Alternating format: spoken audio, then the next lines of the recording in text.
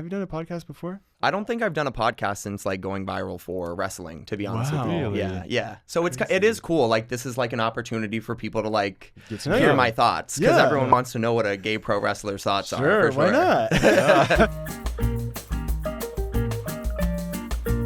So we'll get into how you got to your gay pro wrestler status shortly, but before you became a gay pro wrestler, where were you born? Where are you from? So I'm from a small town in Massachusetts called Methuen. Okay. I was borderline New Hampshire, so I spent my time in school in Methuen, but I also took dance lessons that I would do in Salem, New Hampshire. So I had a pretty, I don't know, like not a super Hannah Montana life, but I feel like a lot of my New Hampshire friends knew I was out from like 7th grade. Wow. And then I think later, as I got older, I don't know, I came out like in high school with the town I was born in. Gotcha. So like your dance friends kind of knew you were a little different. For sure. But also I feel like, you know, even at that time, I think I'm like 12. So it's one of those things where you're like struggling like with your sexuality, thinking about like kissing boys, but also being like, you know, every boy must have these thoughts. So I'm curious. Yeah, exactly. Did you have brothers and sisters, or do you still have brothers and sisters? Yeah. I have 2 older sisters. Yeah. Cool. Okay. Did they influence much of your upbringing? Were you like close with them? Oh, yeah. No, everything they did, I wanted to one-up them. So my sisters, whether it was like they played softball, I played baseball, basketball, I played basketball. They did, my sister did cheerleading, I did gymnastics. Looking at it now, I kind of wish I did cheerleading when I was younger. Yeah. If I could go back, right, and change anything, I would have started lifting in high school. That's something I would have, but I wanted to be tall so bad because that was like such a thing. I feel like most people, like, I mean, let's be real, even to this day, people are like 6'4", you know what I mean? So, but honestly, like as I've gotten older and more comfortable with my sexuality, I'm like, I love being short. How tall are you? 5'7". Okay. I guess it's not really short. Like No. that's average height, I'm sure, but it's like I can do many things, but reaching the top shelf in a grocery store is not one of them. So that's what I look for in a man, by the way. Tall. Or at least someone to lift me up. Yeah, so you can get to that top shelf. Exactly. So you started dance because you were just sort of interested, or your sisters were pushing you there, or? So my older sister did dance when she was younger, but that's not really what got me into it. I feel like I found most of my passions just flipping through channels when I was younger, and I just so happened to come across America's Best Dance Crew. When I was, 7, 8, or 9, and I kind of fell in love with it. It was the one show my mom let me stay up to watch every night on Thursdays at 10 p.m. because I wasn't even like 10 years old yet, but I'd be like, Mom, please let me watch this. I love it. And even to this day, like I could tell you like what crew danced to what song on which episode, probably even do some of the choreography. Like I was obsessed with America's Best Dance Crew. Wow. Did you know you were gay by then? That's a good question. I feel like I knew I was gay when I was in like 1st or 2nd grade, but it was one of those things where you're just like, you're not sure yet. Yeah. You know what I mean? Because it's like I thought that everybody had those thoughts. Yeah, sure. So I think 1st grade I probably knew for real, but do you guys have a different story? I knew for sure that I was gay, at least not straight, because I was very attracted to the boys of my school. Even, you know, as a kid, I always wanted to be like the girls, always wanted to dance like them. Right. Wanted to wear their clothes. You know, they get to do the fun stuff. Exactly. They get to play with dolls, and we didn't do much. So I never liked sports. Soccer was never my thing. And in Brazil, if you don't play soccer, you're obviously not straight. So okay. For me, I already knew that something was off. Yeah. So probably I knew that I was gay since I was What's wrong with your son? He doesn't play soccer. Yeah, literally. Exactly. Those were exactly the words. That's so crazy. Yeah, I knew I was different by like 5 or 6. Like I started already picking up cues that like I was maybe more feminine. I was more interested in what the boys had going on. But I already also knew at that time that it was wrong. I grew up in a pretty religious, conservative household. Not that we went to church all the time, but the values and like sort of the understanding of what's expected of you was definitely present. Yeah. And so I knew already at that time, this is who I was, but it's not okay. Yeah. Did you have any influence from your parents? Like, were they? Oh man. I'll be honest with you, there's like some people on my dad's side of the family I don't speak to at all over it. But it's one of those, like, I will say I'm not political, but it's not that I'm not political. I just don't feel like arguing with a wall over, you know what I mean? It's like, I feel like I have to send out a disclaimer before Christmas being like, hey, I don't want to talk about politics this year. Can you guys get a hobby? Yep. You know what I mean? Like, please bring something else to the forefront. And that might sound disrespectful, but I just think the success that I've seen today, and of course, like, I want to be more successful than I already am. Just with pro wrestling, but I haven't gotten to where I am by worrying about what other people think about me or listening to other people's criticism. You know what I mean? And I think there's too many people today that are keyboard warriors and have never done anything with their life but have so much criticism to give. It's like, I don't know, we all have that one friend that jumps into music, right? And maybe their music isn't the best. Like, their first song might not be the best, but like, we have to get out of that mindset of give up after the first time, because you could have the worst fucking voice in the world, but you just need the right auto-tune. For sure. You know what I mean? Like, that's still a music career. You have to career. start somewhere, right? You have to, build those steps so you can, achieve greatness. Because you don't become great like from overnight, right? It takes time, it takes step by step. It takes dance classes, it takes wrestling class for you to be where you are now. Yeah, it's really interesting. I can totally relate with your story in regards to your family. Most of my family are all of my family is conservative. I'm like thinking, who's not? And it used to not bother me as much, and then over the years it has become progressively more of an issue, and it's just brought to my face and to my attention much more often. And like, my parents and my family have this idea that like tolerance is like love enough, or like love. And it's not. It's just I'm at this place now where I don't want to have conversations with people that we're not getting anything from each other. Like, why are we wasting our time? Like, do you really want me here at the holidays so I can create more tension? But the problem is, my family loves tension. They love the combativeness. They want to fight. They want to argue. It's kind of a part of the puzzle. So do you ever get to visit back home? What is it like?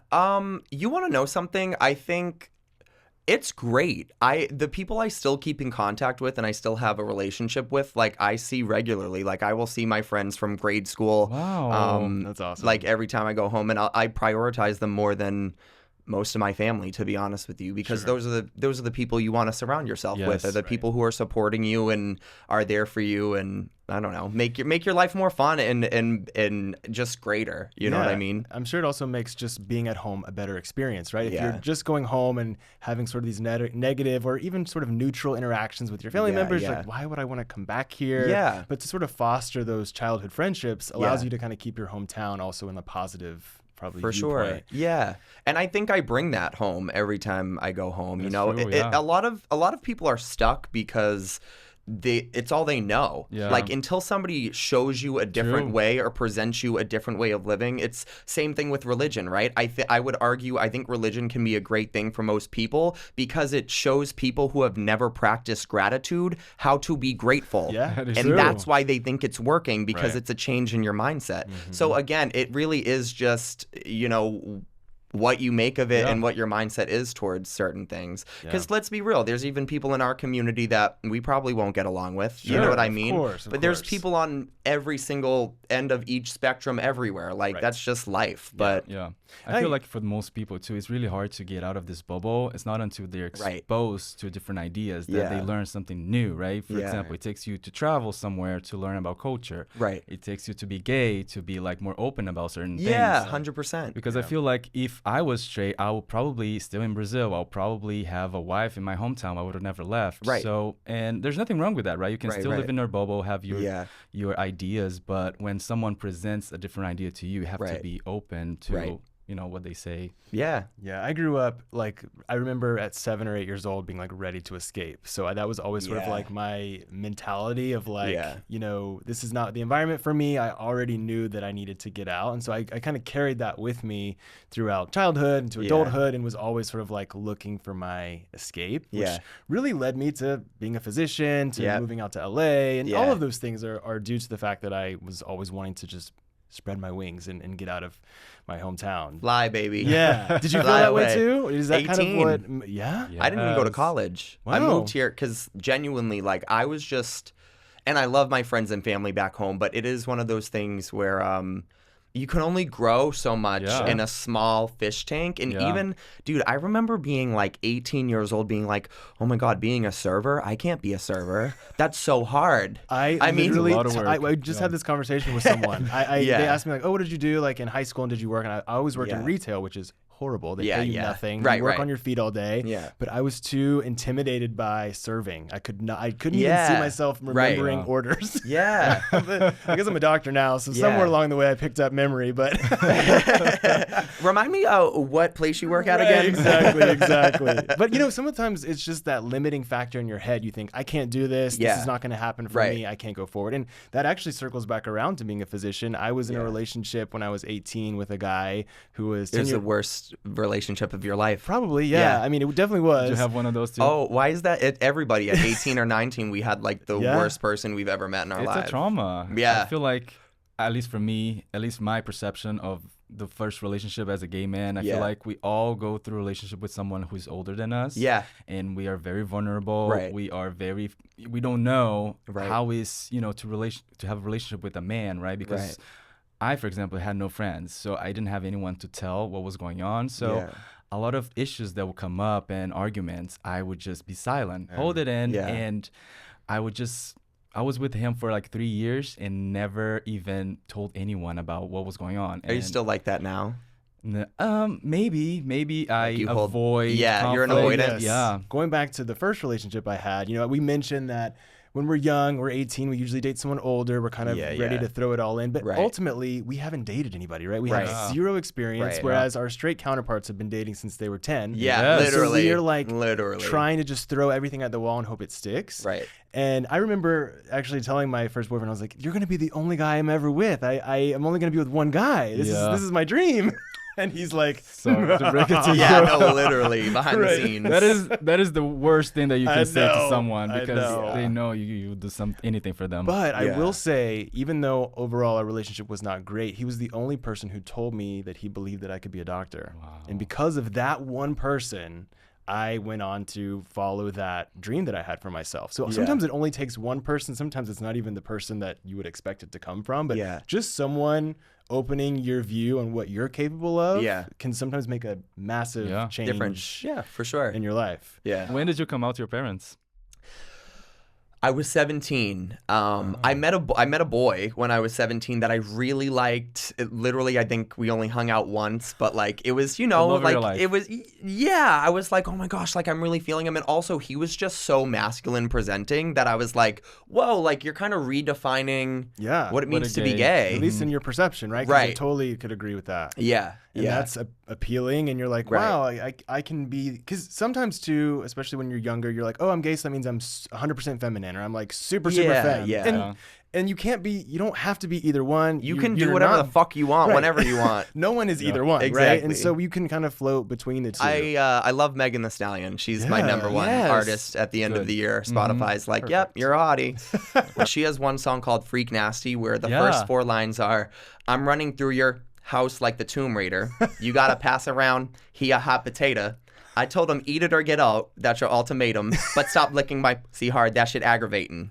And I was like, I love that she's just, no, I'm like, this is like a very feminine like boss bitch. And when you're growing up and you're like the feminine guy, it's like one of those things where that to me that's so powerful. Like I love that. It's like she's like, you're not gonna speak to me crazy because I'm a woman. Matter of fact, get down on your fucking knees and worship me. And I just love that. I love that energy. The attitude. We have this sort of social constructs that when we turn, I think, into adults as gay men, we're like, wait, being feminine doesn't mean you're submissive. Nor does it mean you lose your power. Being submissive doesn't mean you have no power. Having power doesn't mean you're anything. You can kind of make it on your own. And so I think all those ideas sort of kind of come to us and bubble out through things like music, movies.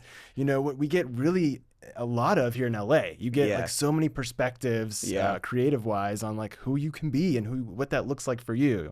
So I totally can relate with finding some femme dom top energy. Come on now, where the blouse is at. Exactly. So 18, moved here, not sure what to do. Right. Still kind of feeling lost, maybe. I mean, yeah, who isn't 100%. at 18? Right. What sort of led those pieces to be put together? So I started training like at Planet Fitness when I was, I think, 19, and then also taking acting classes because I knew I wanted to get into wrestling altogether, and I knew those were two things that were going to help me as soon as I worked up the courage to start. And then just, I guess, doing that for a few years, and then once my friends started graduating college, oh my gosh, 2020? Yeah, literally 2020. Wow, what a year.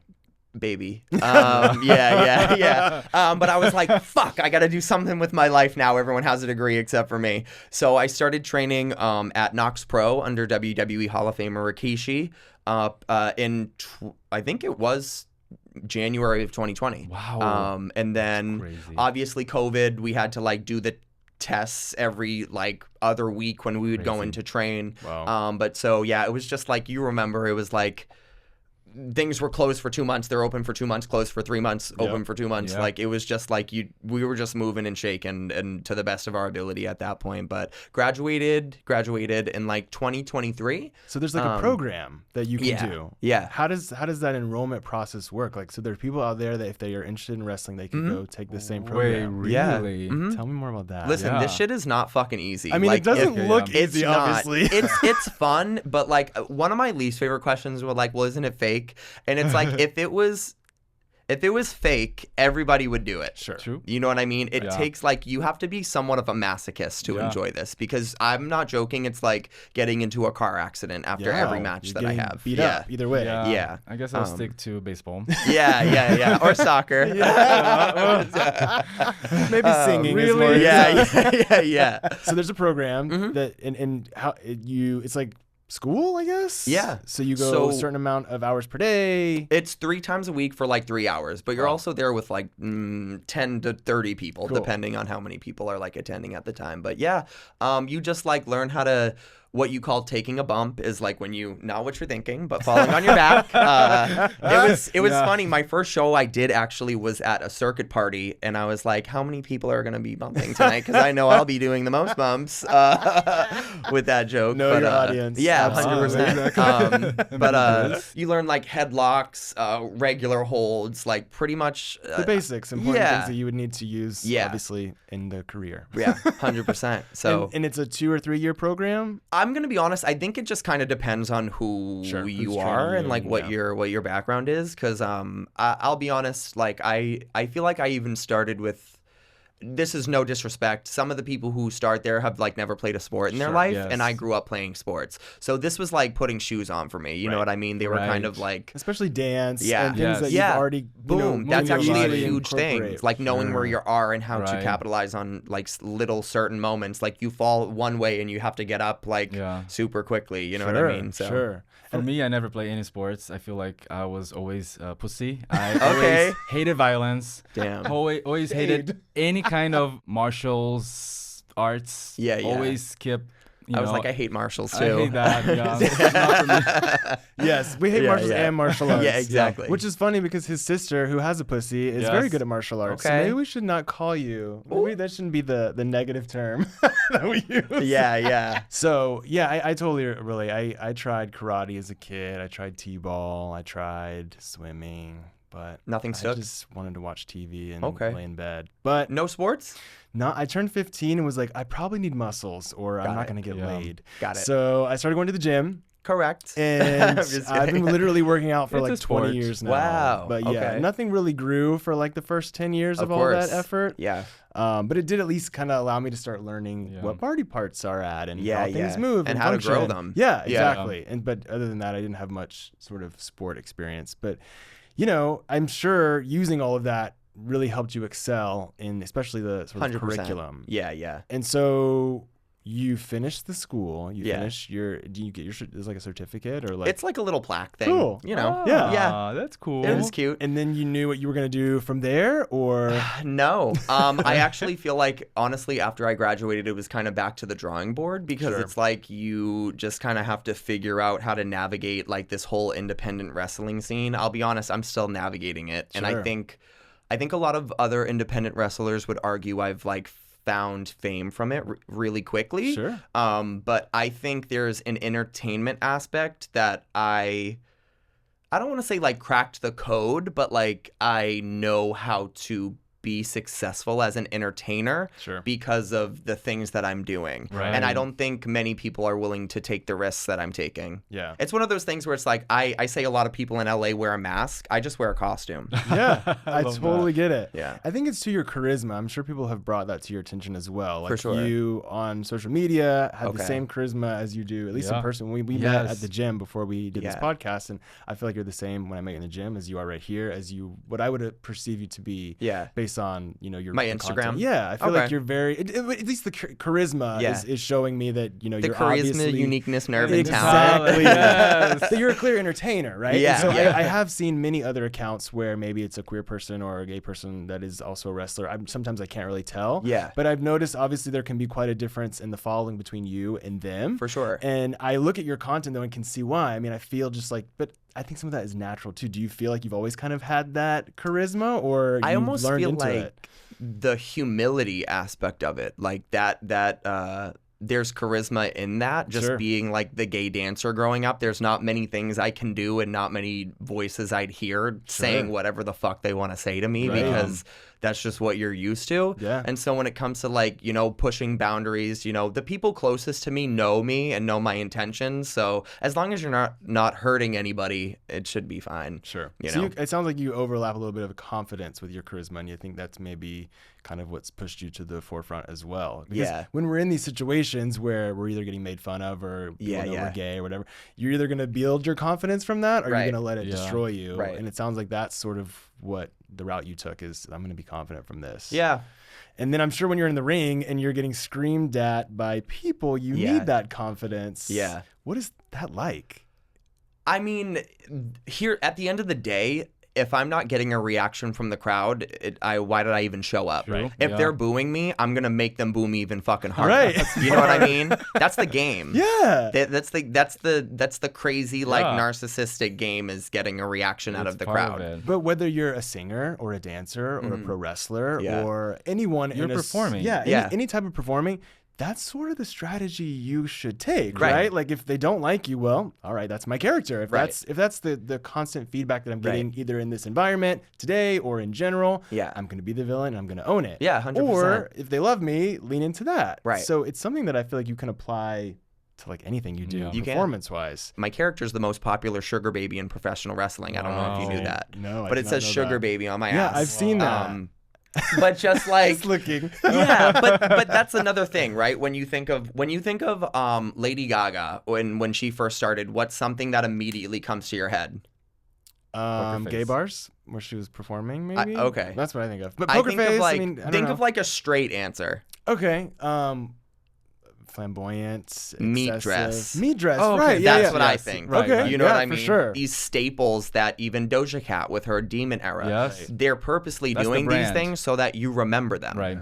They're not going anywhere because it's controversy. You know what I mean? These people don't actually fucking believe these things, but there's so many people who are stuck in their bubble that like have nothing better to do but react to what's going on. Yes. And that's what keeps them paid. So that's what strategy you already had going into it, or you learned?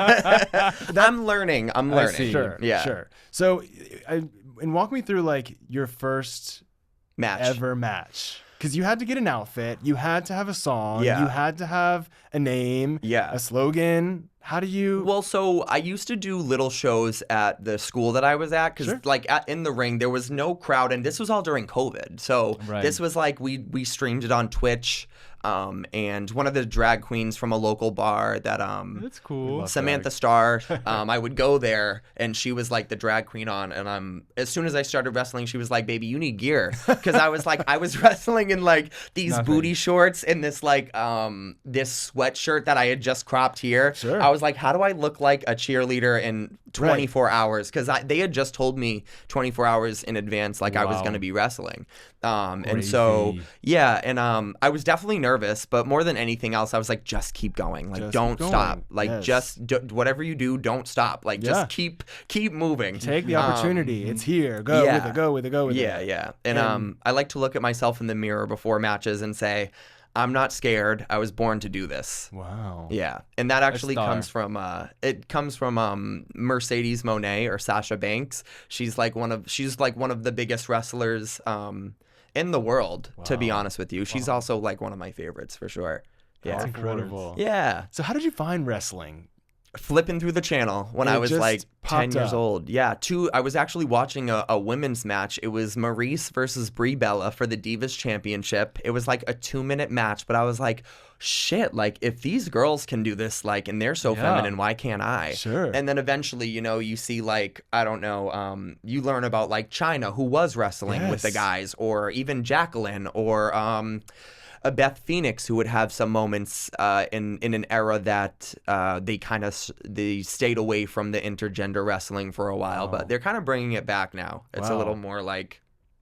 Do you take a lot of the things that you've seen in the past to apply to who your character is? Oh, absolutely. You have to. But you also, I always say, like, nobody wants to watch John Cena version 2. Sure. Like, you can take inspiration from people, but again, that's why I go by the most popular sugar baby in pro wrestling, because there's so many people in the independent scene who are afraid of, like, being that person and making that jump and having, like, society look at them a certain way. But at the end of the day, it's entertainment. Like, we're here to be fucking clowns, whether you like it or not. I mean, in general, life is short. Be a clown. Have fun. Enjoy yourself. Yeah, 100%. Can you walk us through what a sugar baby is, in case people out there don't know? Sure. A sugar baby is somebody who gets spoiled financially, usually through older partners or mentors, whatever that looks like. But yeah, sounds like a dream. Yeah. And what does that exactly mean? It doesn't mean anything, but that's like the fun of it. Because so here's the thing, right? When I think of like when I come out to my entrance, I just want a reaction out of people immediately. Sure. So if they introduce me as the most popular sugar baby to a crowd that's never seen me before, immediately the crowd is like, that's disgusting. You should work for your own fucking money. Or they're like, damn, like, look at this little gay boy and his little tight little butt and his body. You better get that money. Honestly, that was my first reaction when I saw you on Instagram. I was like, who is this fierce gay guy in his amazing outfit? Thank you. Clearly making money. It's her. Doing exactly. My favorite. Yeah. You can really do anything. You can. We maybe want to check out wrestling one day. Yeah. I mean, we have a lot of training to do. Yeah. No, why not? I think I do have there's a wrestling school up in Chatsworth that I'll train at very scarcely, but I'd love to have you guys sometimes if we could do a that. Okay, I actually you have to go soft on us because of course. Well, I don't know if there's any. I don't know if there's any such thing as like soft in pro wrestling, but to the best of your ability. Yeah, start slow. Listen, it up. It normally it takes like 3 to 6 months to learn how to bump correctly for the most part. It's not easy. Yeah. All we need to do is practice it once and we can try it at home. Exactly. There's 2 of us. Yeah. So I'm excited to hear this rap. Yeah. It's time for. Are we ready? I think we're ready. A little bit of a rap moment. So this is your intro when you're walking into the arena. I mean, obviously, I don't have the instrumental with me, right? But okay, it's a cappella today. Yeah, that's right. Mm-hmm. Yeah. Big Hunty, can't nothing stop me. Got these jealous faggots mad knowing they could never top me. Suck it sloppy, understand like Roger Copy. He know that I'm still young, daddy. You still wanna adopt me? I'm like, well, where's the money? It's the green for me. If you ain't paying my bills, then it better hit my tummy. I'm like, I ain't telling ya, I wrestle, bring the bell, and I ain't talking only fans when I say my sex is selling. And then it goes, who's that? They want to know as soon as I walk in. Who's that? Body banging, they be mumbling. Who is that? Who's that? Can't afford it, but my daddy can. Wow. Never play, I'm only here to win. Seeing dollars in the diamonds, other brands, I'ma find them. Couple sugar daddies fly me out, spending time, and I don't even gotta do shit. I see them just to move it, know my presence too exclusive, and they wouldn't want to lose it. I wrote all that. When is the EP? You wrote all that? That's crazy. This is like years ago. Why won't you drop an album? Because I'm a white gay guy. I don't know how many people need a white gay rapper right now. But honestly, the older I get, like, I do love performing, and I mean, I do, like, I'll take little notes sometimes because you never know. I definitely think you could infiltrate the rapping rap and world, wrestling gear into your content as well. I personally, if I saw you wearing those outfits, rapping would be glued. So and you have such a unique story too. You're a wrestler, you're a rapper, you're gay. All those components to be, even greater. It's different. So the line that says "better touch my tummy," is that about his penis? Absolutely. Okay, I wanted it. I love it. This is great. Yeah, we're so glad that you got to come, and this hour like flies by. Yeah, staying in touch, I guess, through social media. Hunter J. Gallagher. And that's all I have for you guys. Thanks for joining us. Hey, thanks for having me. Bye. That's it.